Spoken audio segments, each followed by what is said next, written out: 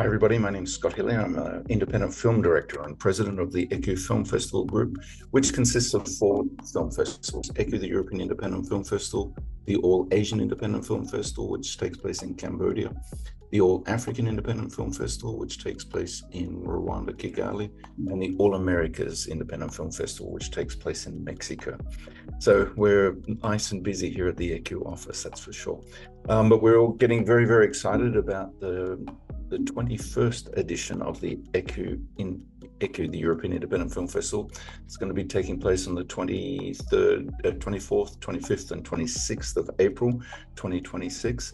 It's our 21st edition. We're looking forward to it. We're going to be playing 50 films from 28 countries, which is going to be an amazing experience.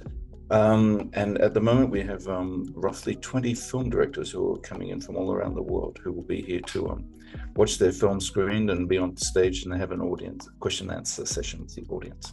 But today, we're going to be talking to 5 of these amazing independent filmmakers who are joining us and are in competition here at ECU. It's fabulous to have them all, be able to talk to them, meet them, see the faces behind the film. So today we've got 5 of them. Maybe 6 might come up. The 6th one is in the States and it's taking a little bit of time. The time zone might have buggered us up. But first of all, I'm going to introduce Olaf. Olaf has an unpronounceable name. I'll ask you to pronounce it when you get on screen. But he made the hum, The Secret of ARDBRUICHMORE. Oh, good one. It's competing in the artificial intelligence category, which is a new one for us. German-Polish, classically trained pianist, composer, and professor, known for his work in jazz, electronic, and film music. Amazing. So he's got a lot to do this, and the film is extraordinary. But let's meet Olaf. Olaf, how you doing? Yeah, thanks. Can you hear me? I can hear you just fine. I was hoping that you were going to open up with a bit of classical music, but we'll save that maybe for the end. Olaf, amazing film that you've got, but we'll talk about it in a second. Why don't you introduce you as a classically trained pianist, now competing in the artificial intelligence film category, ECU 2026. Tell us a bit about you. I have an echo, but now it's disappeared. Okay.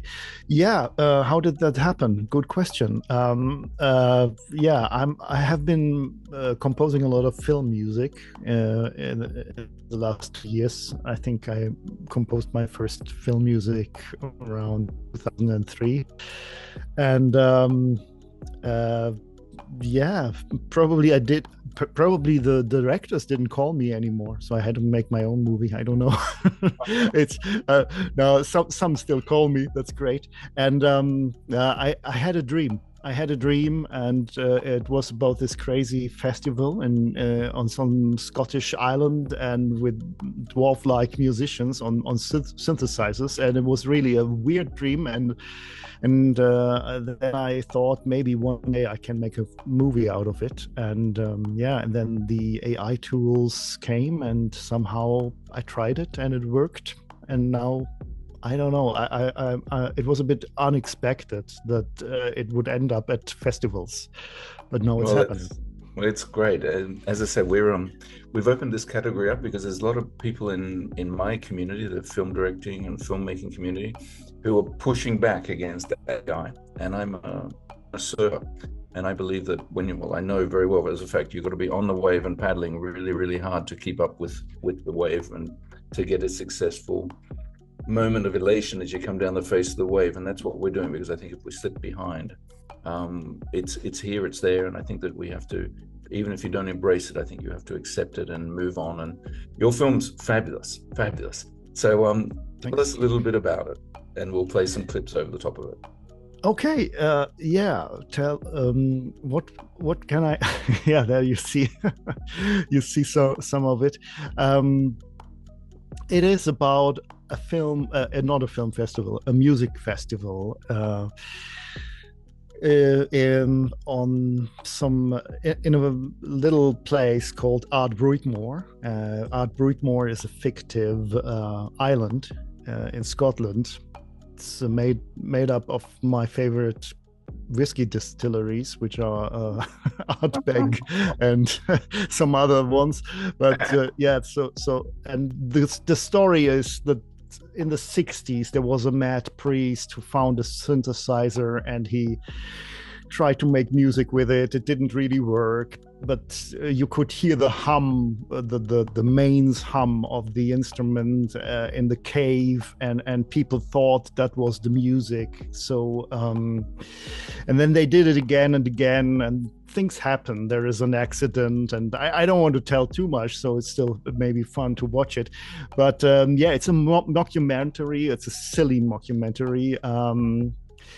I saw that a lot of those AI movies are about AI, which is somehow weird. It's like as if directors would make movies about cameras, or I don't know, the film business. I mean, sometimes it works, but it's a bit weird to me that a lot of AI directors focus on science fiction and artificial intelligence and all these topics. I wanted to make a movie that uses AI as a tool, but the movie as such has absolutely nothing to do with technology. Yeah, maybe the synthesizers are technology, yes, but it's a mockumentary, really. Yeah. And it looks so damn realistic. I was astonished. So congratulations. It looks fabulous, man. It's really and weird and wild and crazy. It might not be taking to space, but it actually opens up your mind to some craziness, that's for sure. Which is what storytelling's all about. Anyway, we're going to dive off now to Ronen Eldar, who's in competition in the music video competition here at ECU 2026 with a very interesting, amazing film called Bush. Ronen is a French-Israeli artist and filmmaker. It says here that his nomadic childhood and life make it difficult for him to call anywhere truly home. I know the feeling well. This has nurtured an open curiosity, and so with a candid approach, and your film is very candid, he explores themes around perception, how one decides to exist and navigate through this world, and the myths we surround ourselves with. What a pleasure. How are you today? I'm good, thank you. I would have been so disappointed if you had have been bald and shaved your head. Yeah. So, Ronen, tell me a little bit about you, man. I'm a filmmaker and an artist who is now living in Berlin. But I've lived in many different places and have done lots of different things. So it's kind of hard to distill it. But yeah, I think filmmaker and artist kind of sums it up pretty well. My mouse is a crazy zoo of very creative and often distracted and distracting people. But when your film came on, everybody stopped making the noise they normally make and looked at the screen. So oh wow, great. Nice. Tell us a little bit about the film. So it's a music video for Dornika's song called Bush, and Dornika is a friend, and we wanted to work together for a little while, and this song came up, and we were both very inspired. Well, I was very inspired by the song, and we kind of started brainstorming about ideas, and it kind of flowed in a really nice direction. And so we got working on it, and it's a very daring song. And so we wanted to make a very daring music video that kind of mixed this kind of like campy element, but at the same time talking about a like very real topic, which is connected to body positivity. And so we wanted to also do that in a way that did make light of it, if that makes sense. And so that was the biggest challenge, was to find a way to kind of like bring in these two worlds together. Well, you did an amazing thing, and I cannot wait for the 200 odd people in the cinema in Paris on a Sunday night to experience a bit of body positivity. That's for sure. So good job, Aaron. It's a very, very good job. Next, Thank you. we're going to go to Joshua Muller, who's made an amazing film called The Clocking Out, which is competing in the dramatic short category. Director and cinematographer from Frankfurt. So, well, that's about the best I can give you, Joshua, but obviously you direct very well and the pictures are fabulous. So why don't you introduce yourself and tell us a little bit about you? Hi, great to be here. Yeah, it's all kind of mind-blowing right now, and getting to see all the other artists that are here, it's just, I'm mind-boggled. Yeah, so Clocking Out is basically a neo-noir psychological thriller. And yeah, I just wanted to write a movie that is like probably the scariest thing that I can imagine, and using the most scariest monster that I can imagine. And then I just thought, okay, let's get all my friends and family together, and let's have a really good time to make a movie. And that's basically what happened. Is we just went out there and had a great time in the forest without electricity. And yeah, that's basically the movie. It's about a woman who had a really hard day at work and has even a harder day to get back home. And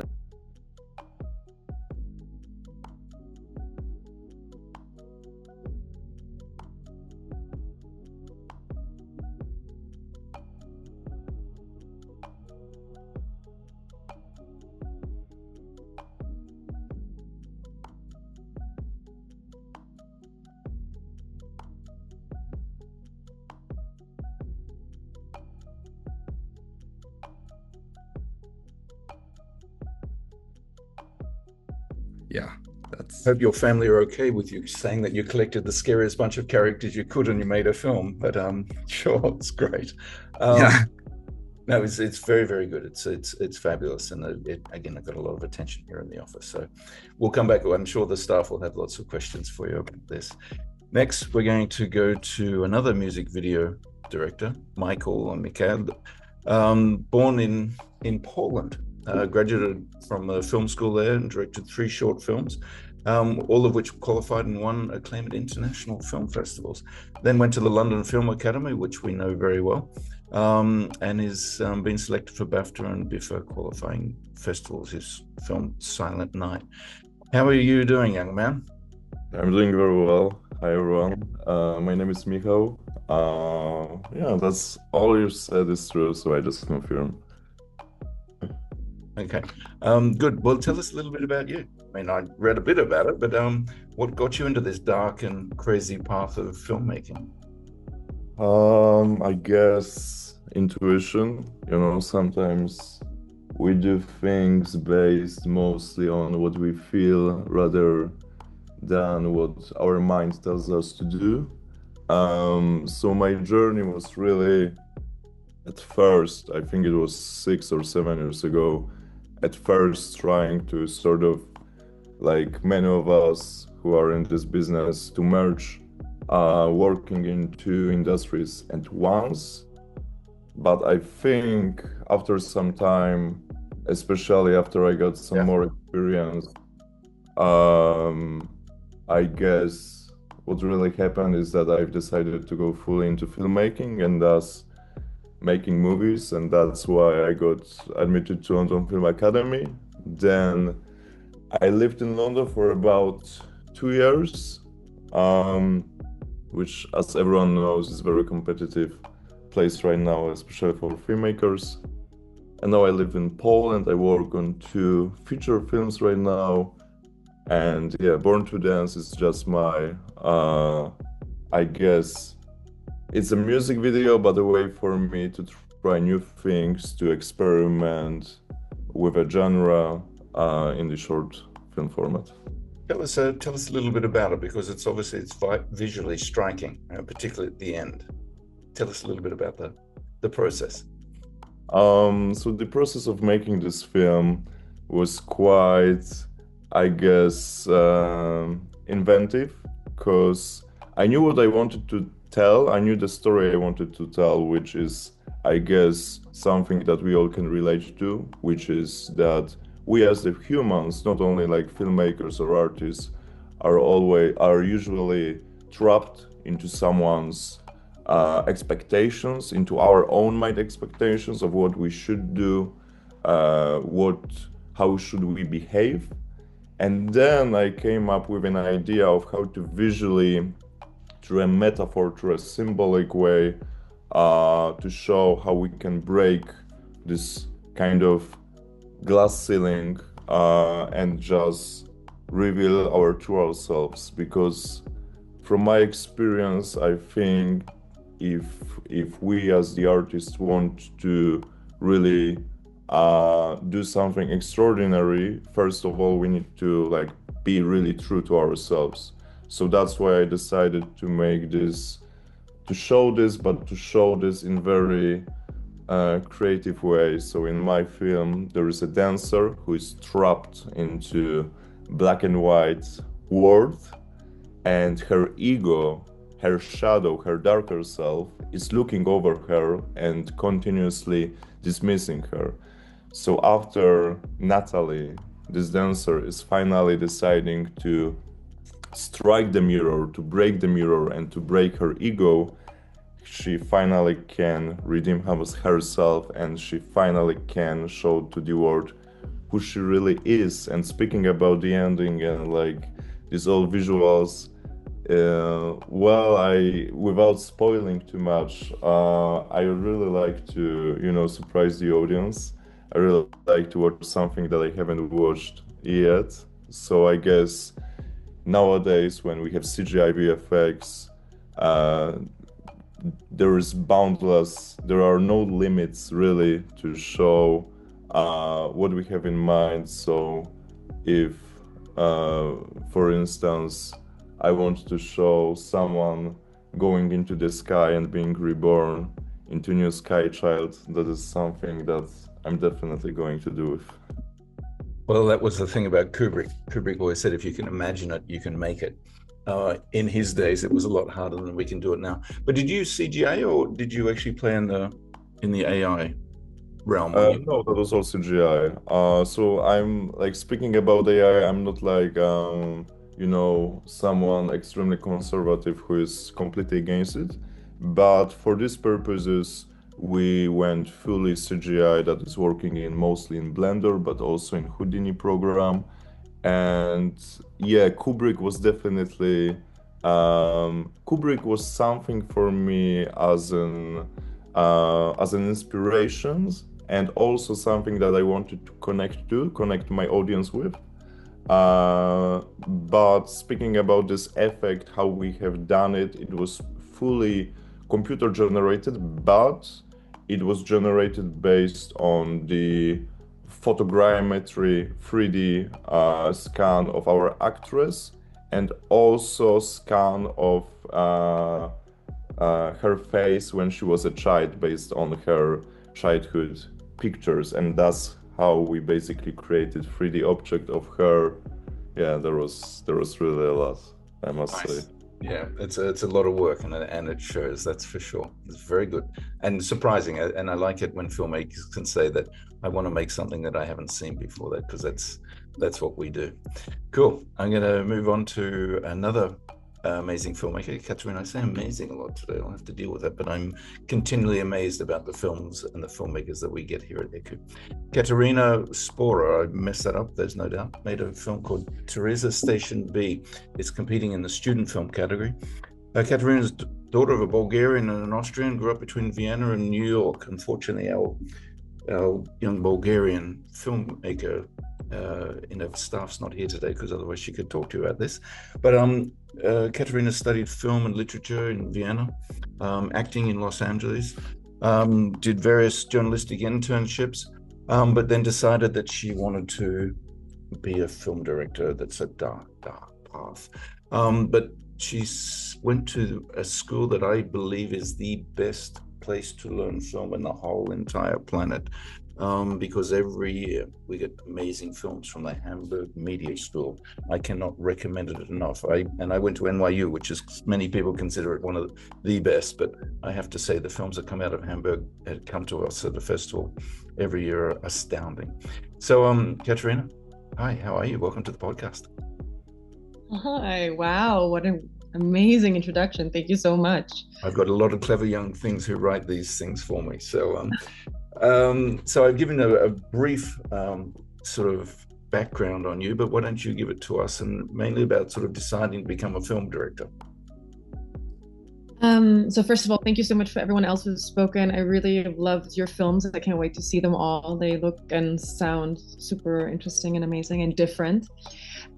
So as you've mentioned, originally I'm an actress, and then I sort of at some point realized that my artistic taste and what I was actually doing as an actor were very, very two different things. So I decided to go into writing because I knew that I was always a strong writer, and I got my first thing was a big screenwriting fellowship in Germany called Drehbuchwerkstatt at the Hochschule für Film und Fernsehen in Munich.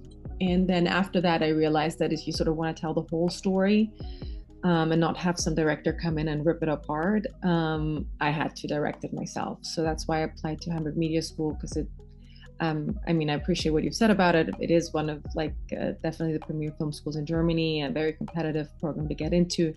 And it's only 2 years with, zero life next to those 2 years. But yeah, it's still quick. So tell us a little bit about your film. We're not talking about a romantic comedy here, are we? No, it's a slice of life film. It's the day of a life in a nurse, the day of a life of a nurse. And so it's about motherhood and empathy, humanity. And what was really important to me is that I'm telling that, showing that world in a very real way. So I'll bounce it to you soon, Rodrigo.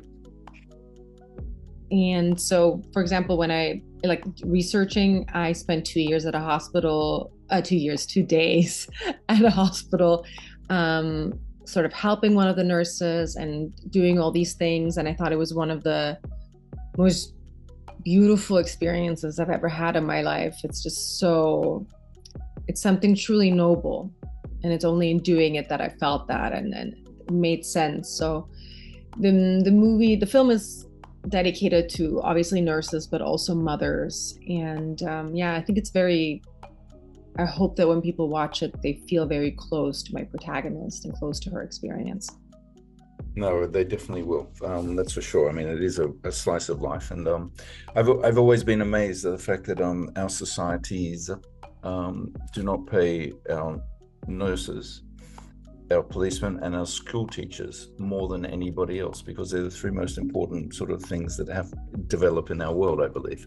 And I spend a lot of time with policemen, firefighters, and in hospitals and whatever, and I'm just continually amazed about the effort, and I think the word noble actually suits it very, very well. And noble and heart-wrenching and difficult, whatever. So I think you just but also beautiful and touching, and the lives you have windows into other people's lives in this very intimate way. I actually believe that for any artist, it'd be great to actually become a nurse first, because, for example, in Germany, you actually get paid while you study to become a nurse, and then you actually work and you pay, and then because we're in such need of nurses, you can scale it from anywhere to 2 days a month to 6 days a week. So it would be the perfect job to do next to any kind of art. If you need to have another job, it's constant research. It's inspiring, and it's a beautiful, beautiful job. Yeah, I mean, I would be pressing people to do it as well, but it's also long and full of blood and needles and stuff like that. But I think you're right. But when I was there for 2 days, and then I was cleaning people, I was, their urine was everywhere, their blood, their shit. Yes, it is very disgusting in that very first moment. It's because we're so removed from our humanity. When we press a button and our, excrements are gone. When someone dies, we call someone, the body's gone. It's like and by that I mean dies of natural causes. Not that I know people who could help me with a dead body in that way. But everything is so so far removed from us. And I feel like when you're actually in a job like that, you get over it rather quickly and you realize what's important and your priorities. I think the shift work is what's making it really hellish for people. Yeah, I grew up in television shift work, and it was horrible. And that shift work was horrible, but also I spent a lot of time in African hospitals as a patient, and yeah, it's a totally different experience over there as well. But again, I think I agree with you totally. I think the fact that these things are taking us more and more away from the reality, and an internship as a nurse, I think would be great for everybody, to be honest. Okay, everybody. So we've met the 5 filmmakers in competition here. I'm going to pass it over now to Rodrigo, who's going to go around the ECU crew and ask some questions to you filmmakers. Perfect. Thank you very much. Thank you very much, everyone, for joining. My name is Rodrigo. I'm the festival manager, and it's very nice to have you all here. We can't wait to have you in the festival and to explore the rest of the official selection with you. And our first question actually comes from Jorge. Hello, my question will be to Olaf. Yeah. Hello. So I've seen that you have a lot of experience with piano and jazz music, like more like classical, for example, and also in synthesizers and electronic, like the other side of the coin. So I'm wondering, like, because your film blends like mockumentary with like something more visualistic, like almost surreal. If this kind of mix inspired what you've done with this movie, and like aside from that dream you have, like what made the tone of your movie be like that? What made the what was the last question? Sorry. Like, what inspired your movie to have like this surreal tone, like realistic and realistic? So yeah. Yeah. Yeah. It happened naturally because it truly was a dream. It's crazy, but this so you can really look into my brain if you watch this movie. Yeah, probably other people also dream of synthesizers, but that's what happened to me.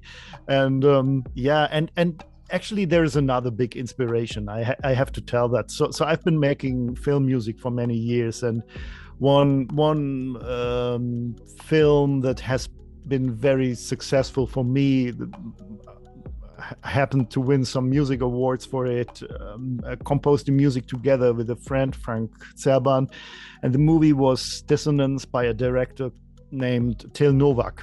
And Till, he's a very talented filmmaker, and he made a mockumentary about 10 years ago. It's called The Centrifuge Brain Project, and I can recommend everybody to watch it. It's on YouTube or Vimeo. You can watch it for free.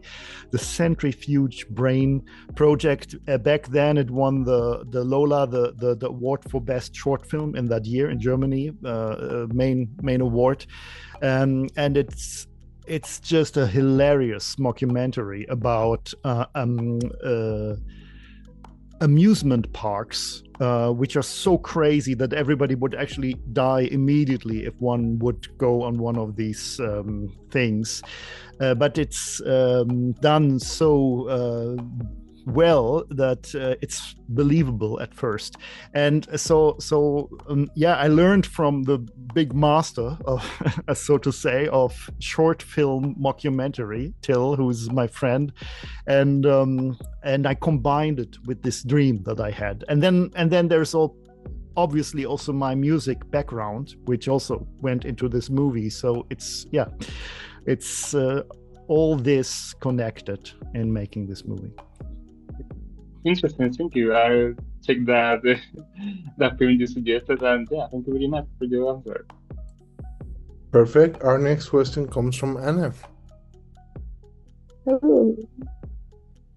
Yes, we can. Hello. Hello. So my question is for Ronen. Hello. You talked about like the concept and the whole collaboration with Dornica.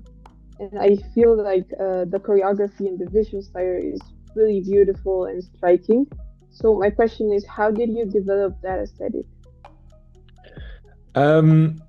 It was a very collaborative project. There were a lot of other people involved. We had a choreographer, Sabina Mo, who worked on the choreography with Dornica. And then kind of while they were working on that, I was working on other aspects of the film. One thing for me that was really interesting to kind of work within was the idea of creating tableaus. And we had a couple of references. And like for me, the film starts in this way with kind of emulating the painting of the birth of Venus, and like kind of subverting that like beauty standard, and like because that's kind of the whole idea of the song is to challenge kind of like the current conception of what is beautiful. And so like a lot, and like working with the art director, Stevie, who is I would say a maximalist, and like we had this idea of also like this the Garden of Earthly Delights by Bosch. I'm not sure if I'm saying that right, but like so we had these like painting references, and then we had also a couple of music video references. One of them was the music video from Mod Selector featuring Tommy Cash called Who, which again was like creating these tableaus and these vignette moments. And so that's kind of like how that helped us structure the music video, and then all the ideas that we had and or wanted to include in it then turned into like, okay, how do we fit these into like these kind of 3 different worlds we created? And then yeah, and then it also allowed every kind of HODs to bring in their sensibilities into it, and so like it really created a beautiful synergy. Thank you. Perfect, thank you. Our next question comes from Ekaterina. My question goes to Joshua. Hi. Hi, really nice to see you. So on the clocking out, there are many things going on. So what's with the pen?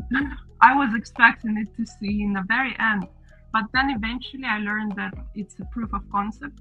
So maybe I can see it in the fish film.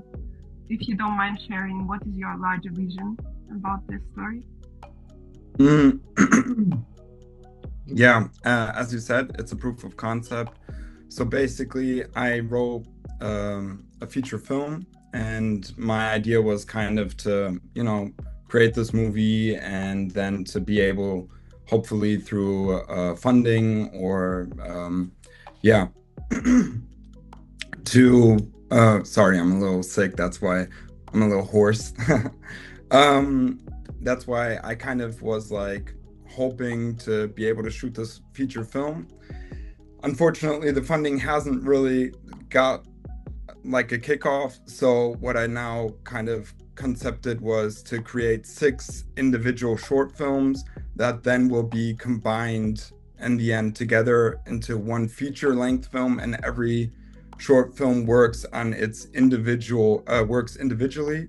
They all also have their own genre. So for instance, this one is like a neo-noir psychological thriller. The second movie that we did is a drama, or becoming of age drama. And the pen is basically one thing that is, because the feature film is basically a crime movie. It's in Germany, we love the Germans love krimis, which is basically just a crime movie. And I kind of thought, okay, if I write something in that direction, that people would be interested in watching it here, which isn't really happening yet, but maybe it'll come someday. Wow. And so yeah, the pen is a really big hint for the feature-length movie, which kind of gets gets our detective to figure out, yeah, who our antagonist is going to be. Exactly. It felt like an inciting incident for me. Well, it's a very interesting concept. Wish you best of luck to find the producer and to make the 6 shorts and the feature film. Well, right now we're just kind of we're winging it, and so we're doing it ourselves. So even if we don't have big producers or whatever, we're just gonna do it this way, and it's been working quite well. And it's, I mean, making movies and art is also always based on love and fun, and as long as we do that, I think that's the most important thing. Yeah, that's the most important thing. Thank you very much. Thank you. Perfect, thank you. Our next question comes from Toshiba. Oh, hi all, to you amazing filmmakers. So I would like to shoot my question to Michael Saigan. Hello, Hi. nice to meet you. Yeah, it was an amazing film that I get to see it, and it was very unique. So my question would be, it's very personal, I guess. So do you see this film as a personal story or like the universal one? And if it is, and why so? As a personal study? Yeah, it's a personal story or like the universal story that you want to convey to the audience. Well, I guess all the films that we do, it comes from something very inner inside us. So I must say that yes, this is also based on my experience, based on my feelings, but at the same time I didn't want to like close myself into just being too personal. That is why the main character is a woman, not a man, and that is why the main character is a dancer, not a filmmaker. So it is a personal study per se, but at the same time, I've tried to create something that a lot of people can relate to, not only like from the art industry, but from all around the world, no matter what the industry are we working in, because let's be honest, we all have some pressure on us that either our family, our friends, people that we work with are putting on us. So this is, from one perspective, it is very personal, but from the other perspective, I wanted to be, you know, as welcoming to anyone as possible. Thank you, I understand it. Thank you. Perfect, thank you very much. And our last question comes from Chiara. Hello, hi. My question is for Katarina.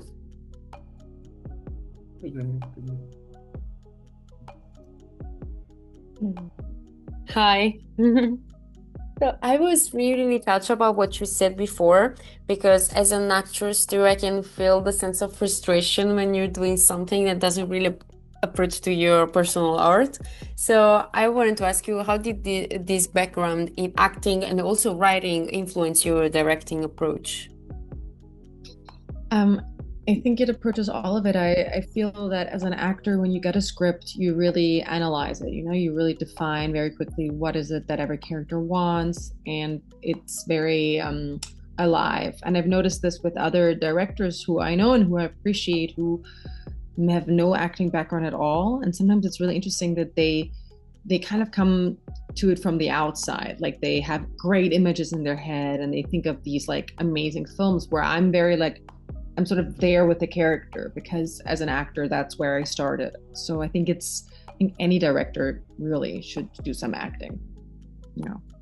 No, I think you're completely right. Like trying to connect with the actor and seeing that, okay, the script is written, but it's something completely different, the approach to create something true and alive. So I can of course help actors, because I know what it feels like, and they trust me, because I'm like, I got you. I know what it feels like to be an actor on a set. As an actress, I've done so many horrible films, and I'm like, I would be so embarrassed if any of you watched most of my acting work, sadly. And it is because it's not the actors, you know, it's not under my control, you know. you do what a director tells you. I mean, I remember once I was on a set and I was like, this is how no woman in the world would ever react. I really don't want to play it like this. And he was like, well, my ex-girlfriend was like that, so how about you do it like that? And then I did it super over the top, like ridiculous. And I was like, he's never gonna take that take. And he's like, yeah, that was great.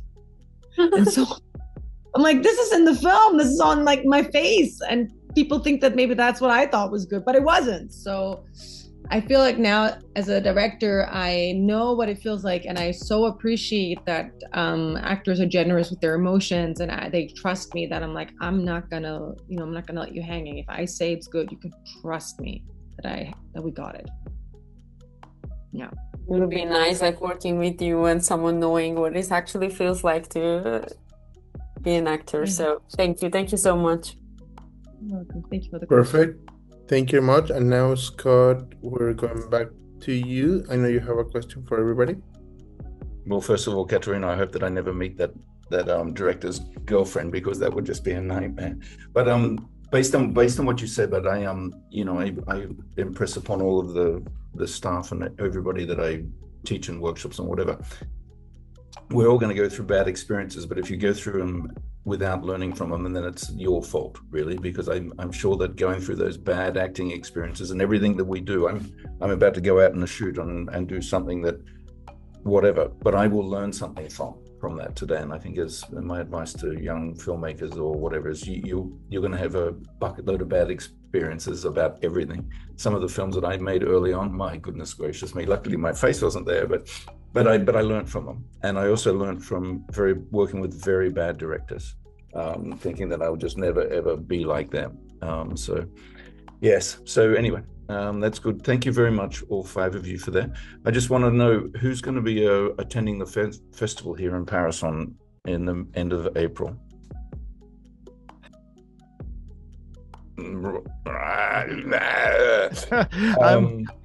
well, I have to check it out. I hope I can make it. I have to say, Joshua, Katerina, when she talked to you about looking for producers, she's a budding producer. So here at the festival, I'm sure she's going to bend your ear about possibly, working together, because she liked your film very much. Okay, so what a great conversation. A few takeaways that I got from that were dreams. We all have them. Try and capture them on film, write them down. Love and fun, filmmaking. If you don't love it and you don't have fun doing it, it's not gonna work. And what's the point? It's a hard and difficult business.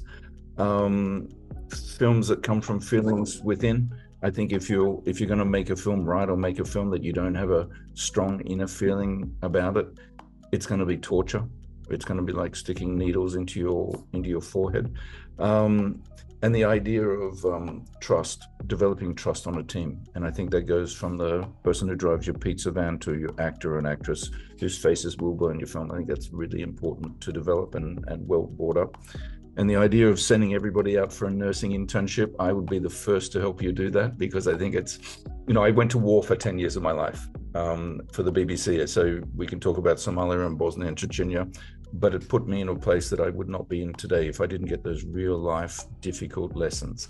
And I think the idea that everybody's using this and doing everything easy because it's easy, it doesn't work. And you guys, I'm sure when the guys that come to the festival, we'll be able to talk about these things, because making things easy, it's never any good. It always has to hurt just a little bit. Okay, again, just a short plug for ECU, 24th, 25th, and 26th of April here in Paris, France. Tickets are available on our website for anybody who wants to come. And then we've got the Americas in August, we've got Africa in October, and Cambodia in December. And just to let you filmmakers in competition know that once we've got you in our grasp, we don't let go of you, because we'll be talking to you after the festival to help us choose the official selection for 2027, because we're very proud to be a filmmakers film festival. I'm a film director, that's what I do. And what we do is we end up having submission judges and eventually jury members of people who've competed at ECU. And I think it's very nice to keep it all in the family and do this, because you guys know the struggles that people are going through when you're looking at their films. So I'm going to sign off from now. I'd like to thank the team, Chiara, especially for putting this together, and Rodrigo, who brings the strength night after night and day after day. So thank you very much, and keep on making films. Ciao, ciao. Bye.